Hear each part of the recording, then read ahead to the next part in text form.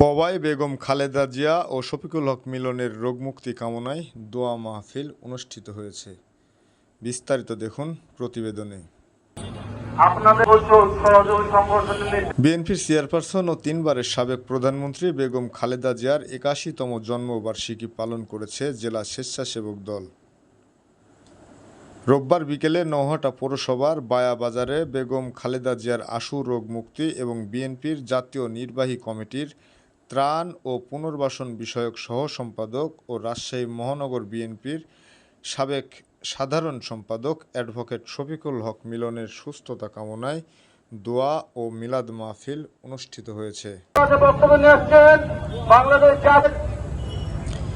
স্বেচ্ছাসেবক দল এর আয়োজনে প্রধান অতিথি হিসেবে উপস্থিত ছিলেন কৃষক দলের কেন্দ্রীয় নির্বাহী কমিটির সহ সাংগঠনিক সম্পাদক ও রাজশাহী মহানগর কৃষক দলের সাবেক আহ্বায়ক ওয়াদুদ হাসান পিন্টু।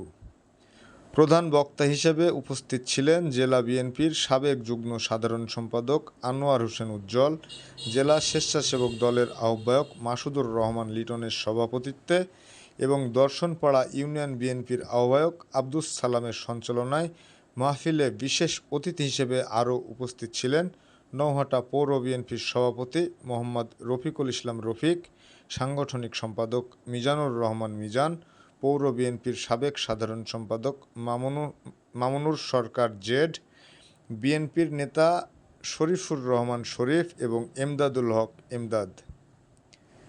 আরও উপস্থিত ছিলেন পৌর বিএনপির ৩ নং ওয়ার্ড বিএনপির নেতা মনিরুল ইসলাম মনির, বিএনপি নেতা রমজান আলী, পৌর বিএনপি নেতা আসাদুল ইসলাম, জেলা যুবদলের সদস্য ইফতেখারুল ইসলাম ডনি, পৌর যুবদলের সাবেক আহ্বায়ক সুজন মোল্লা এবং নওহাটা পৌর স্বেচ্ছাসেবক দলের আহ্বায়ক মিজানুর রহমান মিলন, ছাত্রদল পবা উপজেলা শাখার সাধারণ সম্পাদক হাফিজুর রহমান ও পৌর ছাত্রদলের সভাপতি সোহেল রহমান সহ বিএনপি, যুবদল, ছাত্রদল, স্বেচ্ছাসেবক দলের বিভিন্ন পর্যায়ের নেতৃবৃন্দ। বক্তব্য শেষে বেগম খালেদা জিয়া ও অ্যাডভোকেট শফিকুল হক মিলনের সুস্থতা ও দেশ ও জাতির সার্বিক মঙ্গল কামনায় বিশেষ দোয়া ও মোনাজাত করা হয়। Asgar Ali Sagar, Fox News BD, Nowhata, Rajshahi.